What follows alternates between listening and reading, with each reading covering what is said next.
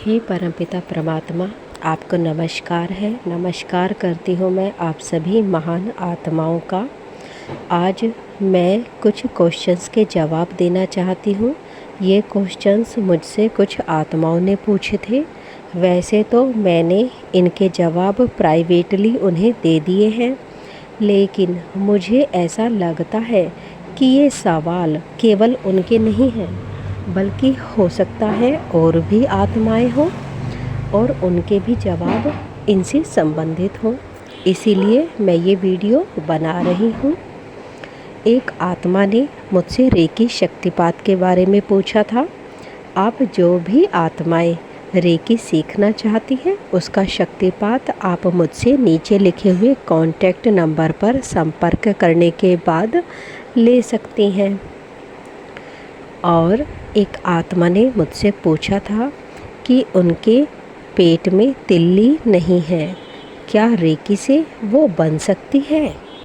मैं उनसे केवल इतना कहना चाहती हूँ कि हमारा शरीर बहुत ही पूजनीय है, बहुत ही पवित्र है। महान कर्मों के बाद हमें ये मानव जीवन प्राप्त होता है। हमें लगता है कि यदि हमारे शरीर का कोई अंग नहीं होगा तो हमारा जीवन सुचारू रूप से नहीं चलेगा। इसीलिए हम अपने शरीर के प्रति स्वार्थी हो जाते हैं।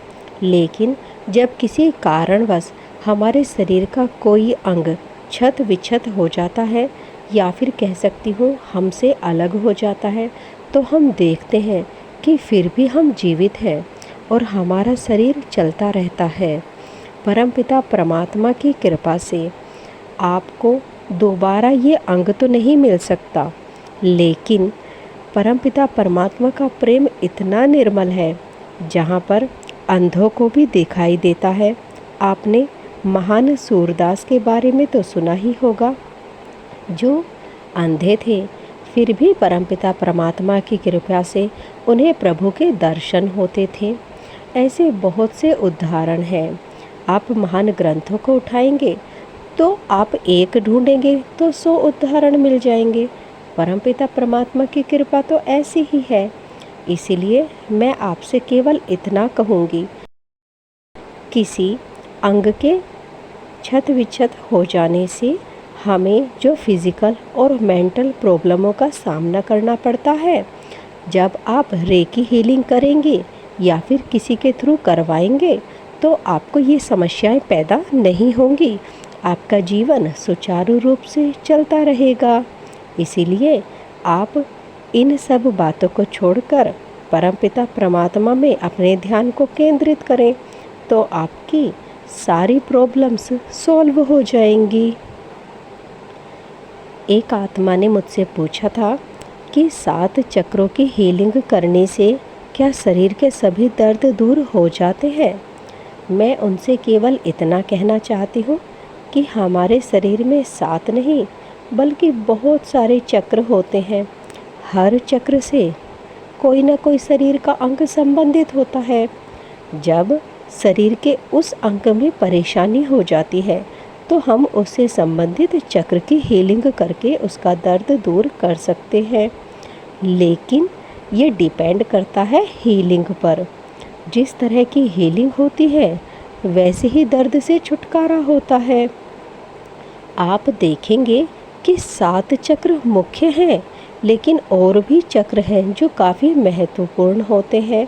लेकिन परमपिता परमात्मा की ऐसी कृपा है कि जब आप वास्तविक रूप से महान रेकी शक्ति के साथ जुड़ जाते हैं तो आप केवल एक चक्र के द्वारा ही बाकी सारे चक्रों को जागृत कर सकते हैं। अपने शरीर के सभी दर्द को दूर कर सकते हैं केवल एक चक्र की हीलिंग से। इसीलिए रेकी के महान ज्ञान को प्राप्त करिए और आपके शरीर के सारे दर्द दूर हो जाएंगे। आपको यदि शरीर के किसी भी अंग में कोई भी प्रॉब्लम है तो आप अपनी पिक भेजकर हीलिंग करवा सकते हैं। यहाँ पर मैं आप सभी चैनल्स से भी कुछ कहना चाहती हूँ। कुछ चैनल्स ऐसे हैं जो मेरी दी हुई इन्फॉर्मेशन को मैनिपुलेट करके अपने चैनल पर दे रहे हैं। मैं आपसे केवल इतना कहना चाहती हूँ कि मुझे इससे कोई भी आपत्ति नहीं है। मैं तो स्वयं चाहती हूँ कि हर घर तक परमपिता परमात्मा का निर्मल प्रेम पहुँचे, लेकिन आप उसे कृपया कर मैनिपुलेट ना करें। वो जिस अवस्था में है उसे वैसा ही रहने दीजिए। पवित्र जल उसकी खूबी है, उसकी पवित्रता, उसकी शीतलता। जब आप उसे मैनिपुलेट करते हैं तो उसका भाव तो बढ़ जाता है, लेकिन उसकी पवित्रता और शीतलता नष्ट हो जाती है। मेरा उद्देश्य भाव बढ़ाना नहीं है, बल्कि शुद्ध और सत्य ज्ञान को प्रदान करना है। हमने जिस ज्ञान को अपने अज्ञानता के कारण स्वयं से दूर कर दिया था, उससे जोड़ना है। मैं तो स्वयं चाहती हूँ कि हर घर तक निर्मल ज्ञान पहुँचे। कृपया कर आप उसे जैसा है वैसा ही रहने दें। ये जो ज्ञान मैं देती हूँ वो परमपिता परमात्मा से जुड़कर उसी पर आधारित होता है। मुझे उससे संबंधित चित्र दिखाए जाते हैं, ऊर्जा दी जाती है। जब हम किसी महान ऊर्जा से जुड़कर जो बातें कहते हैं वो चेतना अलग होती है, लेकिन जब कोई दूसरी चेतना के साथ उन्हीं शब्दों का इस्तेमाल करता है तो उनके अर्थ भी परिवर्तित हो जाते हैं। ऐसा हजारों सालों से हो रहा है। जिस व्यक्ति ने ज्ञान की खोज की उसकी चेतना अलग होती है, उसकी ऊर्जा अलग होती है, क्योंकि वो परमपिता परमात्मा से जुड़ता है। लेकिन जो व्यक्ति उसे सुनते हैं उसे मैनिपुलेट कर लेते हैं। उन्हें लगता है हम बहुत अच्छे से समझा रहे हैं, लेकिन शब्दों के साथ साथ चेतना भी चेंज हो जाती है, ऊर्जा भी चेंज हो जाती है और फिर से बुराइयां आ जाती हैं। जब गंगा पहाड़ों से निकलती है तो निर्मल और शीतल होती है, लेकिन जब मैदानों में आती है तो उसमें बहुत सारी गंदगी हो जाती है। हम निर्मलता और पवित्रता ढूंढ रहे हैं, गंदगी नहीं।